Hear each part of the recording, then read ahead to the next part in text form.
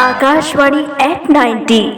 नमस्कार, मैं सुनिधि चौहान रायगढ़ की निवासी हूँ। आज मैं आकाशवाणी के उन उत्कृष्ट कार्यक्रमों की प्रशंसा करना चाहती हूँ जो वर्षों से हजारों जीवन का भरोसेमंद साथी बने हुए हैं। आकाशवाणी की सबसे बड़ी विशेषता है इसकी विविधता। यह हर उम्र, हर क्षेत्र और हर रुचि के श्रोताओं के लिए कोई न कोई कार्यक्रम अवश्य मिलता है। सुबह की ताजगी भरी शुरुआत भजन और प्रेरक विचारों से होती है जो मन को शांति और दिन को उत्साह देती है। मनोरंजन की बात करें तो विविध भारती, झंझकार, गीतमाला जैसे कार्यक्रम आज भी लोगों को पुराने स्वरों की मिठास और नए गीतों की धुनों से जोड़ते हैं। अनुभवी प्रस्तुतकर्ताओं की मधुर आवाज और सरल संवाद सुनने वालों को विशेष अपनापन महसूस कराते हैं।